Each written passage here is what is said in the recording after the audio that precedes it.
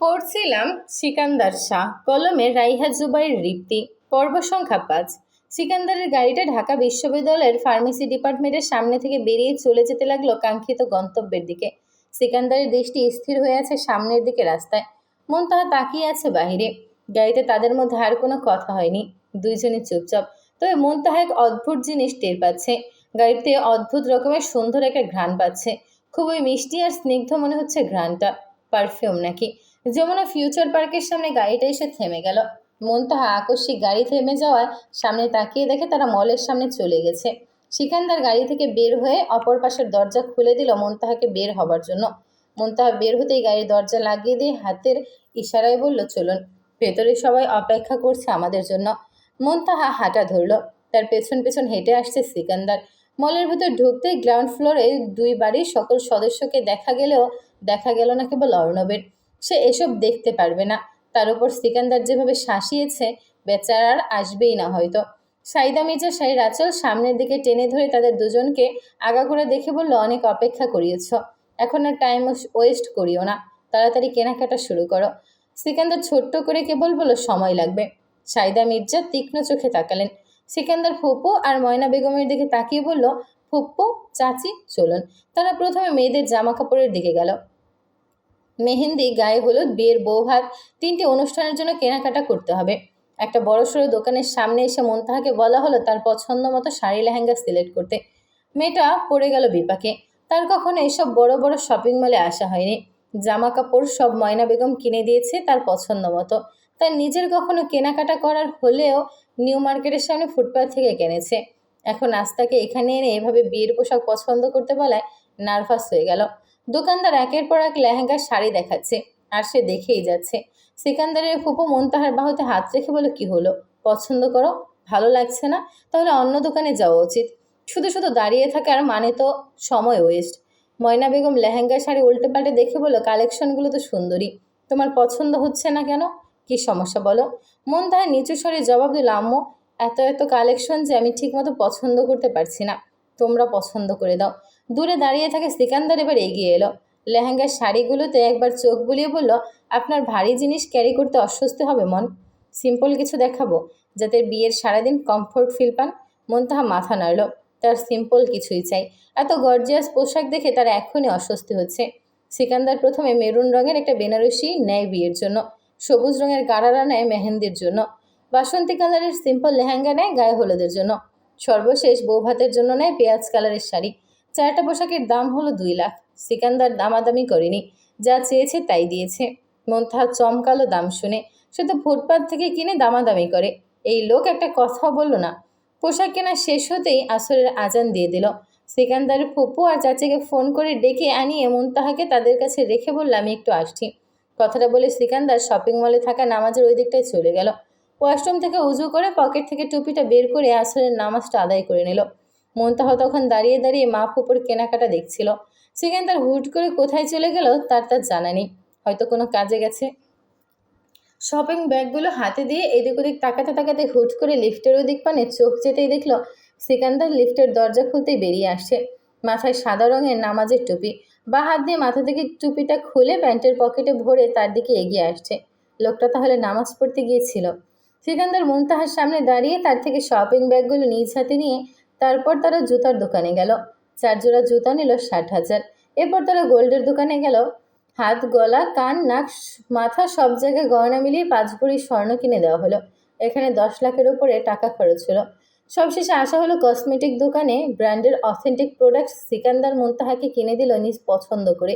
এখানেও চলে গেছে 50-60 হাজার। সব কেনার শেষে মুনতাহা পুরো বিয়ের শপিং হলো এক গাদা। সিকান্দারের দুহাত ভর্তি। গয়নার বক্সগুলো তার ফুপুর কাছে। শেষেরগুলো নেওয়ার আর জায়গায় নেই। ইশারায় সে তার দুহাত দেখালো। মুনতাহা কসমেটিকের ব্যাগগুলো হাতে নিয়ে বলল, আপনি অনেক টাকা খরচ করেছেন। গুনলে হয়তো দেখা যাবে 20 লাখের কাছাকাছি হয়ে গেছে। এত খরচ করা কি ঠিক? একথা শুনে সিকান্দার ঘাড় ঘুরিয়ে মুনতাহাকে দেখে বলল, আমার এতদিনের ইনকাম থেকে করা সেভিংসের টাকা পয়সা সব তাহলে কার জন্য মন? নিশ্চয়ই আমার অর্ধাঙ্গিনীর জন্য কেবল। আর সেটা কে? তাই বলে এত? এটা কেবল আপনার ক্ষেত্রে এত। আপনার পছন্দ হয়েছে তো আমার পছন্দে কেনা সব। যদিও কেনার আগে সিকান্দার জিজ্ঞেস করে নিয়েছে, তারপরও মনে হলো জিজ্ঞেস করা উচিত আবারও। তাহলে চলুন বাসায় ফেরা যাক। কিন্তু আপনি তো কিছুই কিনলেন না। পরে এসে কিনবো আমারটা। আপনার বাড়ি ফেরা উচিত। ভীষণ ক্লান্ত দেখাচ্ছে। ভার্সিটি থেকে সোজা এখানে নিয়ে এসেছি। ক্ষুধা লেগেছে নিশ্চয়ই। আগে কিছু খেয়ে নেওয়া যাক চলুন। সিকান্দার ফোনটা বের করে ফুপুকে কল দিয়ে বলল তাদের কেনাকাটা কত দূর। ওপাশ থেকে ফুপু জানালো সিমরানের আর লাবণ্যর হয়নি এখনো। লাবণ্য সিকান্দারের ফুপুর একমাত্র মেয়ে। তাহলে ফুপু আমি মুনতাহাকে নিয়ে খাবারের দিকটায় যাচ্ছি। আপনাদের হয়ে গেলে এদিকটায় আসুন। ফোন কেটে সিকান্দার মুনতাহাকে নিয়ে রেস্টুরেন্টে ঢুকলো। এক প্লেট কাচ্চি আর কাবাব অর্ডার দিল। কাচ্চিটা খুব পছন্দ মুনতাহার, কিন্তু আগে আগে খাওয়া কেমন অসামাজিক দেখায়। সেজন্য ঠোঁট কামড়ে পুরো রেস্টুরেন্টের চোখ বোলাচ্ছিল। সিকান্দার হাত ধুয়ে প্লেটে খাবার বেড়ে দিয়ে বলল খাওয়া শুরু করুন মন। আমারও ক্ষুধা লেগেছে আপনার মতো। খাবার সামনে রেখে অপেক্ষা করতে নেই। লজ্জা পেল মুনতাহা। হাত ধুয়ে খাবারটা খেয়ে নিল। তাদের খাওয়া শেষ হতেই বাকিরাও চলে আসলো। তারা তাদের পছন্দ মতো খাবার খেলো। সকলের খাওয়া শেষে সিকান্দার বিল পরিশোধ করে মুনতাহার ময়না বেগমকে তার গাড়িতে করে তাদের বাড়িতে রেখে আসলো। বাকিরা সাইদা মির্জার গাড়িতে করে তাদের বাড়িতে গেল। ফেরার পথে সিকান্দার আর মুনতাহার মধ্যে কোনো প্রকার কথা হলো না আর। বাড়ির ভেতরেও আসেনি, নামিয়ে দিয়েই চলে গেছে। মুনতাহার রুমে এসে সব খুলে খুলে দেখল। তখন সেভাবে নজর দিয়ে দেখা হয়নি। পুরো খাট ভরে গেছে জিনিসপত্রে। ইলা মেসেজ দিয়ে জানিয়েছিল তাকে যেন বিয়ের জামা কাপড় দেখানো হয়। মুনতাহা সেজন্য ছবি তুলে ইলাকে পাঠালো। সাথে সাথে ইলা রেসপন্স করলো, লিখে পাঠালো, ওরে আল্লাহ, এই বেটা তো দেখি তোমাকে পুরো শপিং মল ধরে কিনে দিছে মুনতাহা। বেটা বড়লোক মেলা। কে পছন্দ করে কিনেছে এগুলো তুমি? না, উনি সব পছন্দ করে দিছে কিনে। বেটার রুচির তরফ করতে হয়। সব ব্র্যান্ডের জিনিস কিনে দিছে তোমায়। বইন তুমি জিতছ। এই বেটা দেখো ওই খবিশ অর্ণবের মতো হবে না। দোয়া করো, অলওয়েজ করি তোমার জন্য। আশা করি এবার তুমি খুব সুখী হবে। মানে খুব।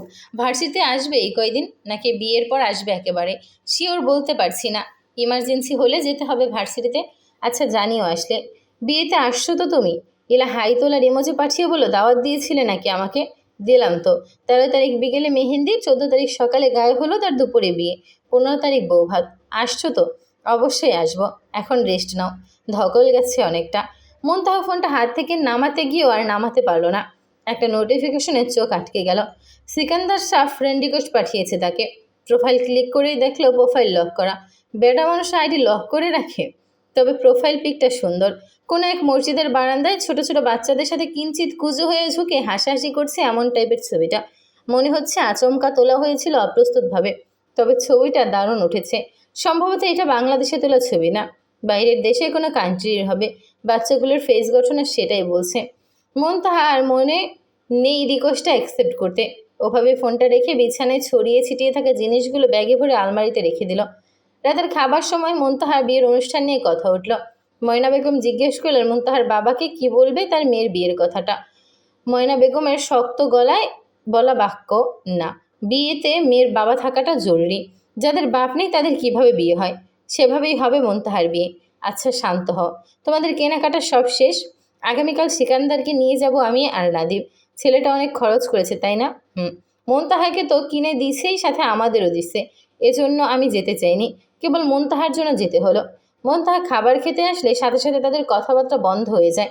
ময়না বেগম জিজ্ঞেস করে, তুমি কাউকে ইনভাইট করেছো বিয়েতে? কাদের কাদের? কেবল ইলাকে। আর কোনো কথা হলো না। যে যার মতো খেয়ে চলে গেল রুমে। এই নিশুতি ঠান্ডা রাত। সিকান্দার এশার নামাজ শেষে কালো হাফ হাতার টি শার্ট পরে নিজের রুমের সোফায় বসে ল্যাপটপে কাজ করছিল। বেশিরভাগ পুরুষের রুম ভর্তি থাকে জামা কাপড়, জুতা, পারফিউম, ঘড়ির কালেকশনে ভরা। কিন্তু সিকান্দারের রুমটা একটু ডিফারেন্ট বাকি সব পুরুষদের থেকে। তার রুমে একটা আলাদা সাইড আছে। সেই সাইডটা ভরা শুধু 50টিরও অধিক দেশের সংস্করণের বিভিন্ন হাদিস কিতাব, জিকিরের কিতাব, আতর, ফিকহ বই, দোয়া দুরুদের বই, তফসির ইবনে কাসিরের বই ইত্যাদি। তার এই 28 বছরের বয়সে 50টিরও অধিক দেশ থেকে সংগ্রহ করা কোরআন শরীফ পড়া হয়েছে। এখন রুমে আছে কেবল একটি কোরআন শরীফ। বাকিগুলো সে একটা করে সংরক্ষণ করেছে, পড়েছে। পড়া শেষে মসজিদে বা এতিমখানায় দিয়ে দিচ্ছে। আবার নতুন করে কিনেছে। তার অদ্ভুত সব ইচ্ছে, যেই দেশে যায় সেই দেশ থেকে কোরআন শরীফ, হাদিস, দোয়া দুরুদের বই, বিভিন্ন সুগন্ধি, আতর সংগ্রহ করা। সিকান্দার পারফিউম ইউজ করে না, ইউজ করে আতর। আতরের হিউজ কালেকশন তার রুমে। দেশে আসার সময় সব সাথে করে নিয়ে এসেছে আলাদা করে। তবে বাড়িতে এসে আজ পৌঁছালো সেগুলোই নিজের রুমে। সেই সাইডটায় সেলফে সাজিয়েছে বাড়ি ফিরে সিকান্দার। তার দাদিও সাহায্য করেছে। এই সাইডটাতেই নামাজ ইবাদত করার জন্য সুন্দর একটা সাইড রাখা হয়েছে। দেখলেই একটু বসে থাকলে মনটা প্রশান্তিতে ভরে যায়। মির্জা বাড়িতে ফিরেছে সিকান্দার আজ। বইগুলো গুছিয়ে ফ্রেশ হয়ে এশার নামাজ আদায় করে হালকা কুরআন পড়ে একটু কাজে লেগেছিল ল্যাপটপে। এমন সময় পাশে থাকা ফোনটা বেজে ওঠায় সেদিকে তাকাতেই দেখলো সুনেরা ফোন করেছে। সুনেরা সাইদা মির্জার ছোট মেয়ে, রাজশাহী বিশ্ববিদ্যালয়ে পড়াশোনা করে। সিকান্দার রিসিভ করে কানে দিতেই সুনেরা অস্থির গলায় বলে, ভাইয়া তোমার নাকি বিয়ে? হায় হায়, আমি আজ জানলাম সিমরানাপুর থেকে। মেয়েটা কে ভাইয়া? নাম বলো না কেউ। বিদেশি নাকি দেশি? বলো বলো, খুব সুন্দর দেখতে। কিভাবে কি হলো তোমাদের মধ্যে? শান্ত হও, শ্বাস নাও। কত প্রশ্ন করবে একসাথে? আমি না হয় একসাথে অনেকগুলো প্রশ্ন করি, তুমি এক এক করে উত্তর দাও। তুমি চেনো তাকে? সে কোনো ফরেনার না। কি? আমি চিনি। কে সে বলো তাড়াতাড়ি। মনতাহা মন। কান থেকে যেন ফোনটা পড়ে যেতে গিয়েও ফোনটা আর পড়লো না। তার আগেই কেউ একজন ধরে ফেলল। সুনেরা তাকিয়ে দেখলো তার রুমমেট শিফা।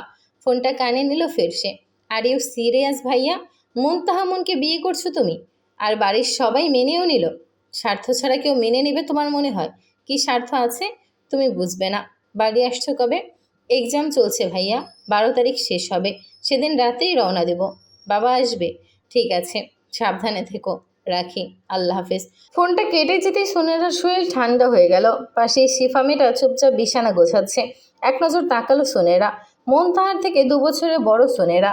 শিফা তার খুব ভালো ফ্রেন্ড, বলতে গেলে ভার্সিটি লাইফের একমাত্র ফ্রেন্ড। আরও একটা পরিচয় আছে তাদের। শিফার বাবা সুনেরার বাবার পরিচিত। শিফাদের বাড়ি চট্টগ্রামের পটিয়ায়। তো আগে থেকেই তাদের চেনা পরিচয় ছিল হালকা। এই মেয়েটা যে তার ভাইয়াকে ভালোবাসতো।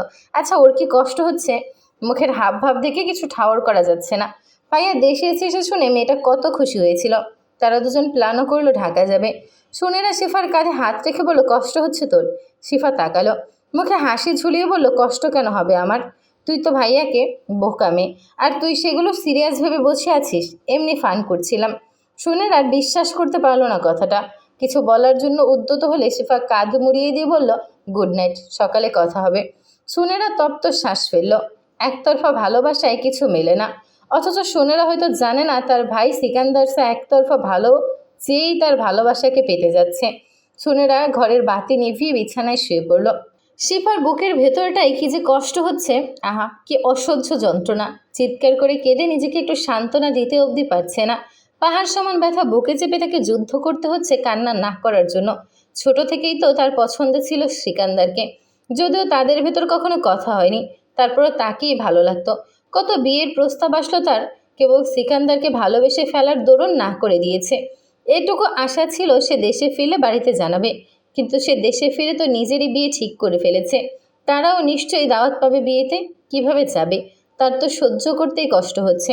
পাহাড় সমান ব্যথা নিয়ে কোনো রকমে রাতটা পার করে সোনারাকে রেখেই সকাল সকাল সব ভার্সিটিতে চলে যায়।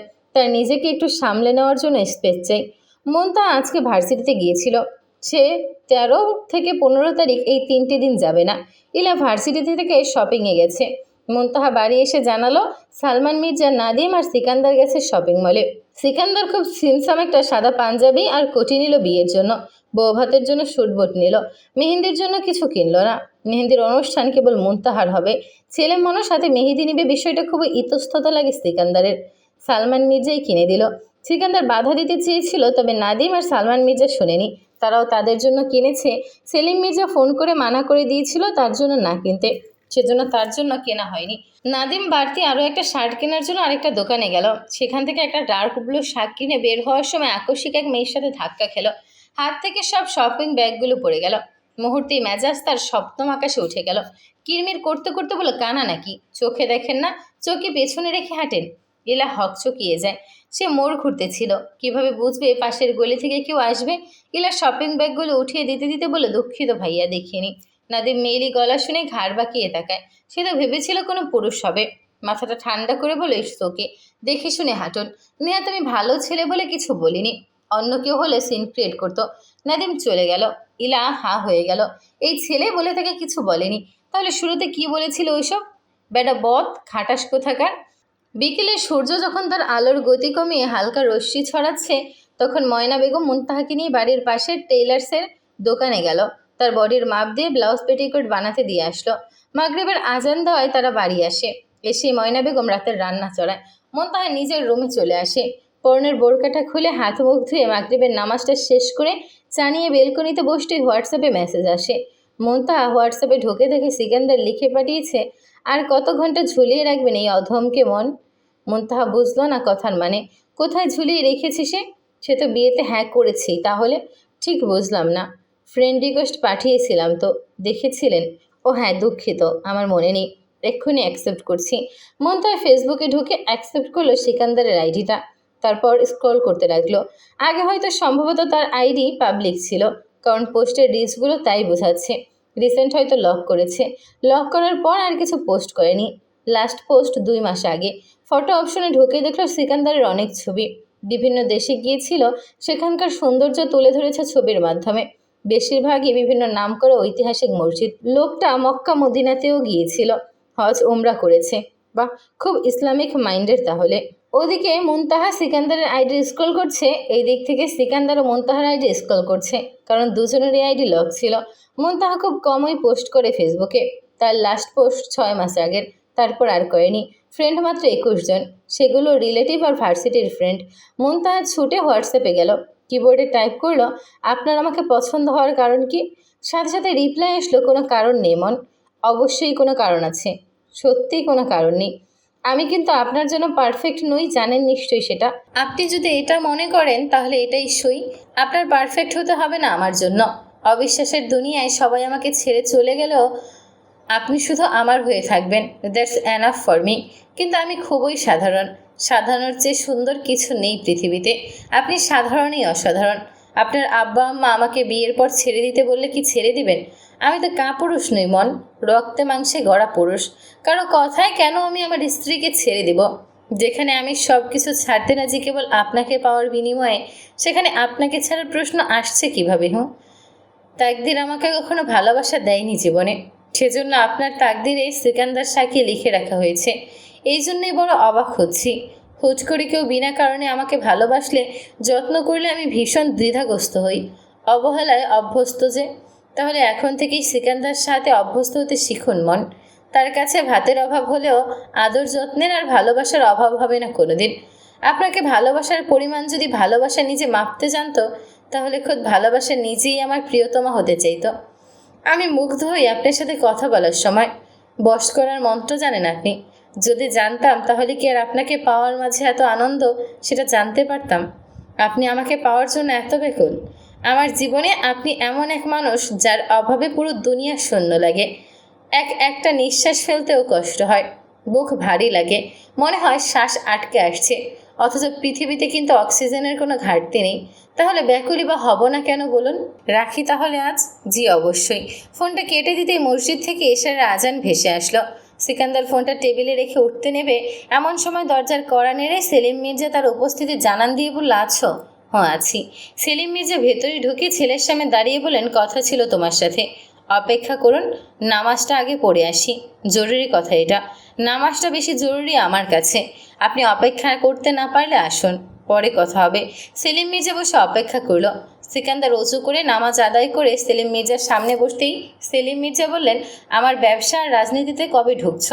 বিয়ে তো পাকা করলাম তোমার কথা মতো। রাজনীতি আমার পক্ষে হয়তো করা সম্ভব হবে না। আপনি জানেন ভালো করে আমি অন্যায় মেনে নিতে পারি না। আর আপনাদের দল অন্যায়ে নোবেল পুরস্কার পাওয়া বিজয়ী দল, আমার সাথে ম্যাচ করবে না। উল্টো দেখা যাবে আপনাকেই আপনার দলের লোক দল থেকে বের করে দিয়েছে।